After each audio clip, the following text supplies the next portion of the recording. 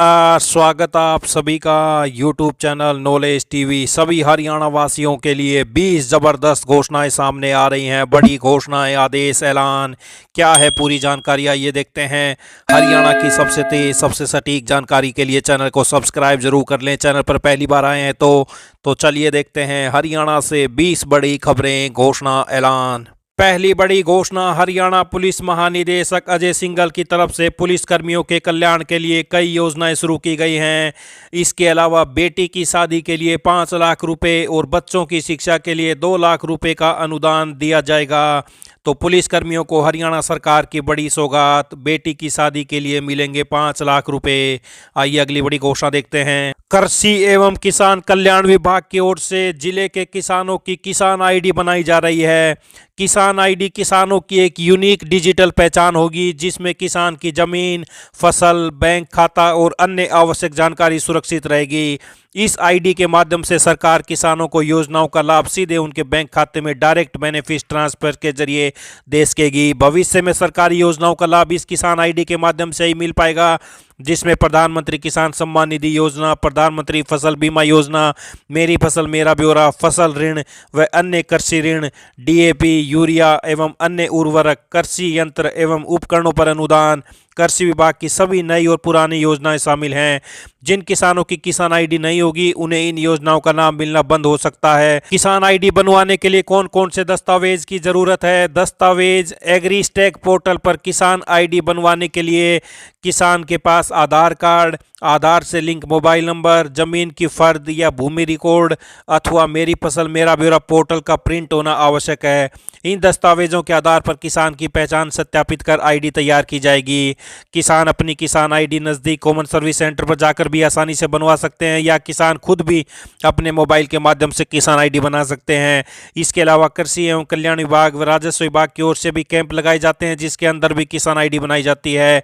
कैंपों में मौजूद अधिकारी किसान आईडी से संबंधित जानकारी सत्यापित करते हैं। तो किसान आईडी बनेगी अन्नदाता की डिजिटल पहचान, सरकारी योजनाओं का मिलेगा लाभ। कृषि विभाग की ओर से गांव में लगाए जा रहे शिविरों में बना सकते हैं किसान आईडी।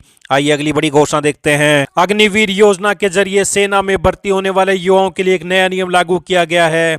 इसके मुताबिक अग्निवीर तब तक शादी नहीं कर सकता जब तक वो भारतीय सेना का स्थायी सैनिक ना बन जाए। सेना के इस नियम के मुताबिक अग्निवीर तभी शादी कर सकते हैं जब वो पूरी तरह बतौर स्थायी सैनिक नियुक्त हो जाएंगे। शादी करने के लिए अग्निवीरों को पहले अपनी 4 साल की सर्विस पूरी करनी होगी। उसके बाद स्थायी सैनिक बनने के लिए 4 से 6 महीने का और समय लगेगा। स्थायी सैनिक चुने जाने के बाद अग्निवीर अपनी मर्जी से शादी कर सकते हैं। तो नया नियम, स्थायी सैनिक बनने तक अग्निवीर नहीं कर पाएंगे शादी। हरियाणा सरकार ने कैलेंडर वर्ष 2026 के दौरान अपने कर्मचारियों, पेंशन भोगियों एवं पारिवारिक पेंशन भोगियों को वेतन, भत्ते, पेंशन एवं पारिवारिक पेंशन के वितरण के संबंध में आदेश जारी किए हैं। सरकार ने यह निर्णय लिया है कि जिन महीनों में पहली तारीख अवकाश के दिन पड़ती है, उन महीनों के लिए वेतन एवं पेंशन का आहरण और वितरण अग्रिम तौर पर किया जाएगा। मुख्य सचिव, जिनके पास वित्त विभाग के अतिरिक्त मुख्य सचिव का दायित्व भी है, द्वारा जारी आदेश के अनुसार जनवरी महीने के लिए वेतन एवं पेंशन का वितरण 30 जनवरी को, जबकि फरवरी के लिए यह भुगतान 27 फरवरी को किया जाएगा। इसी प्रकार जुलाई के लिए वेतन एवं पेंशन 30 जुलाई को तथा अक्टूबर महीने के लिए 30 अक्टूबर 2026 को जारी की जाएगी। तो जनवरी, फरवरी, जुलाई व अक्टूबर के वेतन का अग्रिम वितरण होगा।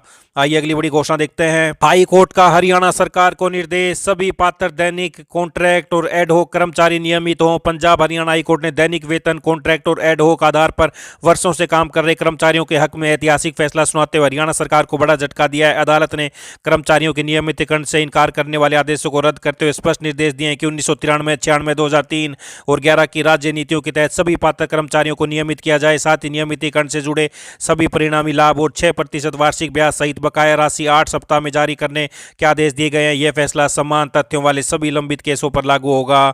तो ये बड़ी अपडेट। आइए अगली बड़ी घोषणा देखते हैं। प्रदेश में चल रही शिक्षकों की ऑनलाइन ट्रांसफर ड्राइव में इस बार क्रोनिक डिजीज यानी दीर्घकालिक बीमारी से जुड़े मामलों में बड़ा पेच फंसा दिया। शिक्षा विभाग की नई व्यवस्था के चलते सैकड़ों शिक्षक असमंजस और परेशानी की स्थिति में है। विभाग ने 5 दिसंबर 2025 को एक पत्र जारी कर स्पष्ट किया कि ट्रांसफर ड्राइव में क्रोनिक डिजीज के आधार पर नंबर पाने के लिए केवल 9 चिन्हित मेडिकल संस्थानों से बने सर्टिफिकेट ही मान्य होंगे। इससे पहले तक जिला स्तर पर सीएमओ द्वारा जारी मेडिकल सर्टिफिकेट मान्य होते रहे हैं। विभाग ने स्पष्ट रूप से यह भी नहीं कहा कि पुराने सीएमओ स्तर के सर्टिफिकेट अमान्य हो चुके हैं।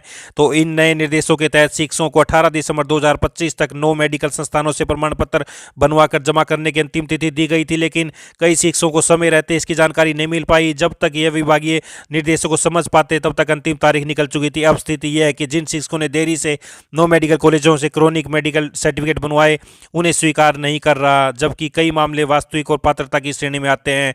इसको लेकर जिला स्तर पर आपत्तियां लगाई गई, लेकिन वहां सुनवाई नहीं हुई। सूत्रों के मुताबिक ये आपत्तियां शिक्षा विभाग के मुख्यालय पहुंचनी शुरू हो गई हैं। खास बात यह है कि पिछली ट्रांसफर ड्राइव में सीएमओ स्तर के सर्टिफिकेट पर भी कई शिक्षकों को क्रॉनिक डिजीज के अंक दिए गए थे। एक और उलझन यह है कि अग्रवा मेडिकल कॉलेज को सर्टिफिकेट के लिए मान्य तो किया गया, लेकिन वहां पति पत्नी के मामलों को स्पाउस कैटेगरी में प्राथमिकता नहीं दी जा रही, जिससे कपल केस वाले शिक्षक भी नाराज हैं। तो शिक्षकों के तबादले में अब क्रॉनिक डिजीज सर्टिफिकेट का पेच फंसा। विभाग ने क्रॉनिक डिजीज के केवल 9 चिन्हित मेडिकल संस्थानों से बने सर्टिफिकेट ही किए हैं मान्य। आइए अगली बड़ी घोषणा देखते हैं। हरियाणा में एमआरआई व सीटी स्कैन के बाद डायग्नोस्टिक सेवाएं भी पीपीपी मॉडल से चलेंगी। हरियाणा स्वास्थ्य विभाग ने इस पर काम शुरू कर दिया है। पिछले दिनों केंद्रीय स्वास्थ्य मंत्रालय ने हरियाणा को पीपीपी के माध्यम से डायग्नोस्टिक व अन्य सेवाओं में साझेदारी के अवसर तलाशने को निर्देश दिए थे। इसके तहत हरियाणा के सिविल अस्पतालों में जिन टेस्टों की सुविधा नहीं होगी वह किसी एनजीओ व निजी डायग्नोस्टिक के जरिए कराए जाएंगे। तो प्रदेश में एमआरआई सीटी स्कैन के बाद पीपीपी मोड पर चलेंगी डायग्नोस्टिक सेवाएं। आइए अगली बड़ी घोषणा देखते हैं। अनुसूचित एवं विमुक्त जाति के परिवार का नाम अगर बीपीएल सूची में है तो उन्हें कन्या विवाह सगुन योजना के तहत 71,000 रुपये दिए जाएंगे। इसके अलावा सभी वर्गों की विधवाओं, बेसहारा महिला, अनाथ बच्चे जो बीपीएल सूची में है या उनकी आय 1,80,000 रुपये से कम है तो उन्हें शादी में 51,000 का सगुन दिया जाता है। अनुसूचित जाति के युवाओं को सक्षम और लघु उद्योग के लिए प्लाटों की कीमत में 20% की छूट मिलेगी। हालांकि योजना का लाभ उठाने के प्लाट मिलने के 3 साल के भीतर परियोजनाओं को शुरू करना होगा। औद्योगिक प्रशिक्षण संस्थाओं आईटीआई में प्रवेश लेने वाली 3 लाख रुपए वार्षिक से कम पारिवारिक आय वाली प्रत्येक छात्रा को 2,500 रुपए की वित्तीय सहायता दी जाएगी। मध्यम वर्ग और गरीब लोगों के घरों की छतों पर रूफटॉप सोलर पैनल स्थापित किए जाएंगे, जिससे न केवल बिजली बिलों से निजात मिलेगी बल्कि अतिरिक्त बिजली के वितरण कंपनियों को बेचकर अतिरिक्त कमाई की जा सकेगी। गरीबों के लिए न्यूनतम बिजली बिल की अनिवार्यता पहले ही खत्म की जा चुकी है। तो प्रशिक्षित कारीगरों को 5,000 रुपए का टॉपअप मिलेगा। मुख्यमंत्री विश्वकर्मा सम्मान योजना शुरू की गई है, जिसके तहत प्रशिक्षित कारीगरों को 5,000 रुपए का टॉपअप दिया जाएगा। श्रमिकों व आश्रितों को मुफ्त कौशल प्रशिक्षण के साथ ही हरियाणा कौशल विकास मिशन के तहत 2 लाख बेरोजगार युवाओं को कौशल प्रशिक्षण दिया जाएगा ताकि वे रोजगार प्राप्त कर सकें। स्थानों पर शुरू होंगे श्रमिक सुविधा केंद्र। जल्द ही 5 स्थानों पर श्रमिक सुविधा केंद्र शुरू किए जाएंगे। चौराहों पर 150 श्रमिक शेड बनाए जाने हैं। सोनीपत, गुरुग्राम, सोना, पलवल और बाबल में 5 नए श्रम न्यायालय खोलने के प्रस्ताव को हरी झंडी मिल गई है। एनसीआर में श्रमिकों के लिए किफायती किराए की आवास योजना के रूप में लेबर हॉस्टल बनाए जाएंगे। निर्माण स्थलों पर क्रेच, प्ले स्कूल व साइट खोले जाएंगे ताकि श्रमिकों के बच्चे भी पढ़ाई कर सकें। मुख्यमंत्री श्रम योगी प्रतिभावान योजना के तहत श्रमिकों के बच्चों की फीस माफ करने के साथ ही छात्रावास शुल्क, पुस्तकों और कंप्यूटर द्वारा उनकी तकनीकी, व्यावसायिक और उच्च शिक्षा के लिए सहायता दी जाएगी। ये सभी योजनाएं बदलेंगी गरीबों की तकदीर। आइए अगली बड़ी घोषणा देखते हैं। कृषि एवं किसान कल्याण विभाग की ओर से वर्ष 2025-26 के दौरान जिले के एससी वर्ग के किसानों को नए 45 हॉर्स पावर या उससे अधिक क्षमता वाले ट्रैक्टर पर सरकार की ओर से अधिकतम 3 लाख रुपए तक का अनुदान प्रदान किया जाएगा। इस योजना के अंतर्गत पात्र किसान 15 जनवरी तक विभागीय पोर्टल पर ऑनलाइन आवेदन कर सकते हैं। योजना का लाभ वही अनुसूचित जाति किसान ले सकते हैं जिनके पास कृषि भूमि का स्वामित्व हो। पीपीपी आईडी के अंतर्गत परिवार के किसी भी सदस्य के नाम पर भूमि स्वामित्व भी मान्य होगा। इसके साथ ही आवेदक का नाम मेरी फसल मेरा ब्यौरा पोर्टल पर पंजीकृत होना जरूरी है। कृषि एवं किसान कल्याण विभाग के सहायक कृषि अभियंता ने बताया कि योजना के तहत लाभ प्राप्त करने वाले किसानों ने पिछले 5 वर्षों के दौरान ट्रैक्टर पर किसी भी प्रकार की सरकारी योजना का लाभ न लिया हो तथा लाभ मिलने के बाद अगले 5 वर्षों तक ट्रैक्टर को बेचा भी नहीं जा सकता। तो एससी वर्ग के किसानों को मिलेंगे ट्रैक्टर। 15 जनवरी तक करें आवेदन। आइए अगली बड़ी घोषणा देखते हैं। हरियाणा सरकार ने अनुसूचित जाति के छात्रों के लिए पोस्ट मैट्रिक छात्रवृत्ति योजना और पीएम यशस्वी घटक 2 के तहत अन्य पिछड़ा वर्ग, विमुक्त जनजाति के छात्रों के लिए शैक्षणिक सत्र 2025-26 के दौरान लाभ लेने के लिए ऑनलाइन आवेदन आमंत्रित किए हैं। हरियाणा सामाजिक न्याय, अधिकारिता, अनुसूचित जाति एवं पिछड़े वर्ग एवं अंत्योदय विभाग के प्रवक्ता ने बताया कि छात्र पीएमएस एससी के लिए अनुसूचित जाति श्रेणी और पीएम यशस्वी घटक 2 के लिए अन्य पिछड़ा वर्ग या विमुक्त जनजाति की श्रेणी से संबंधित होना चाहिए। योजना का लाभ प्राप्त करने के लिए छात्र की पारिवारिक आय 2.5 लाख रुपए से अधिक नहीं होनी चाहिए। छात्र हरियाणा का आदिवासी होना चाहिए। छात्र शैक्षणिक सत्र 2025-26 के लिए 28 फरवरी तक एनएसपी पोर्टल के माध्यम से आवेदन कर सकते हैं। तो पोस्ट मैट्रिक छात्रवृत्ति योजना और पीएम यशस्वी घटक 2 के तहत ऑनलाइन आवेदन आमंत्रित किए गए हैं। आइए अगली बड़ी घोषणा देखते हैं। हरियाणा में 5,500 पुलिस कांस्टेबल पदों की भर्ती के लिए 11 जनवरी से आवेदन प्रक्रिया शुरू की जाएगी। हरियाणा कर्मचारी चयन आयोग के चेयरमैन ने मंगलवार को जानकारी दी। उन्होंने बताया कि 3 दिन पहले सोशल मीडिया पर कांस्टेबल भर्ती को लेकर अभ्यर्थियों से सुझाव आमंत्रित किए गए थे, जिन पर बड़ी संख्या में अभ्यर्थियों ने अपनी राय और समस्याएं पहुंचाई। आयोग सभी सुझावों का स्वागत करता है और उनके समाधान के लिए गंभीरता से कार्य करेगा। हिम्मत सिंह ने सोशल मीडिया पर पोस्ट कर स्पष्ट किया कि जल्द ही वे लाइव माध्यम से अभ्यर्थियों से जुड़ेंगे, जहां चर्चा कर यथासंभव निस्तारण किया जाएगा। सुझावों पर संवाद करेंगे। हिम्मत सिंह एचएसएससी चेयरमैन पुलिस भर्ती के लिए। आइए अगली बड़ी घोषणा देखते हैं।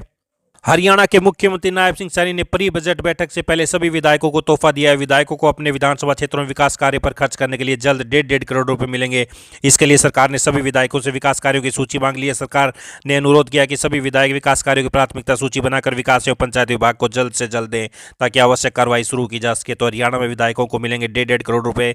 विकास कार्यों की मांगी सूची। आइए अगली बड़ी घोषणा देखते हैं। गुरु जम्बेश्वर विश्वविद्यालय ने गुरु जम्बेश्वर महाराज की 575वीं जयंती के अवसर पर विद्यार्थियों को राहत देते हुए स्पेशल मर्सी चांस के तहत विभिन्न पाठ्यक्रमों की थ्योरी परीक्षाओं की डेट शीट जारी कर दी है। 14 से 30 जनवरी तक होंगी परीक्षाएं। आइए अगली बड़ी घोषणा देखते हैं। राष्ट्रीय मॉडल संस्कृति और पीएम श्री के बाद अब हरियाणा में 250 सीएम श्री स्कूल खोलने की तैयारी है। शिक्षा विभाग ने ड्राफ्ट तैयार कर लिया। ये स्कूल हरियाणा विद्यालय शिक्षा बोर्ड से मान्यता प्राप्त होंगे। इनमें इंग्लिश मीडियम से भी पढ़ाई होगी, फेस रिकग्निशन से एंट्री और वाईफाई की भी सुविधा होगी। खेल सुविधाएं बढ़ाई जाएंगी। ये स्कूल शैक्षणिक सत्र 2026-27 में भी शुरू हो सकते हैं। आइए अगली बड़ी घोषणा देखते हैं। विश्व की सबसे लंबी व शक्तिशाली हाइड्रोजन ट्रेन दौड़ने को तैयार है। बिना आवाज विमान जैसा अनुभव होगा।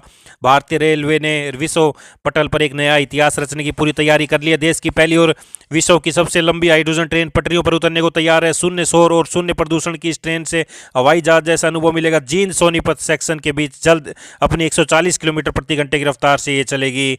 तो ये बड़ी अपडेट। जींद सोनीपत के बीच में सिर्फ 1 घंटे में दूरी कवर की जा सकेगी, पहले 2 घंटे लगते थे ट्रेन से। आइए अगली बड़ी घोषणा देखते हैं। हरियाणा राज्य सतर्कता एवं भ्रष्टाचार निरोधक ब्यूरो ने राज्य के हर जिले में ऐसे अधिकारियों व कर्मचारियों को चिन्हित कर दबोचने का निर्णय लिया है जो बिना पैसे के लिए जनता का कोई काम नहीं करते। तो बिना रिश्वत काम नहीं करने वाले अफसर व कर्मियों की सूची बनाकर पकड़ेंगे। आइए अगली बड़ी घोषणा देखते हैं। प्रदेश में कड़ाके की ठंड का दौर जारी है। एक दिन धूप निकलने के बाद एक बार फिर से बादल छाने और शीतलहर चलने से पूरे प्रदेश में कोल्ड डे की स्थिति बनी हुई है।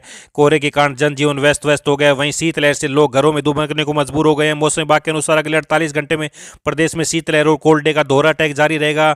10 जनवरी तक राहत मिलने की उम्मीद नहीं है। आइए अगली बड़ी घोषणा देखते हैं। प्री बजट सेशन के दौरान गुरुग्राम में मुख्यमंत्री नायब सिंह सैनी ने हरियाणा विजन 2047 के मद्देनजर एआई आधारित हरियाणा बजट जन भागीदारी पोर्टल का शुभारंभ किया। इस पोर्टल के माध्यम से आम नागरिकों को राज्य के बजट निर्माण प्रक्रिया में प्रत्यक्ष रूप से सहभागी बनने का अवसर मिलेगा। तो पोर्टल लॉन्च, आम नागरिकों को बजट प्रक्रिया में भागीदारी का मिलेगा अवसर। तो जन भागीदारी पोर्टल पर दें हरियाणवी में बजट सुझाव। प्री बजट मंथन में सीएम सैनी का आम नागरिकों से आग्रह। तो ये सभी हरियाणा वासियों के लिए आज बड़ी खबरें, घोषणा, आदेश, ऐलान, पल पल की अपडेट सभी को मिलती रहेगी। चैनल को सब्सक्राइब जरूर कर लें। इस अपडेट में इतना ही। बहुत बहुत धन्यवाद।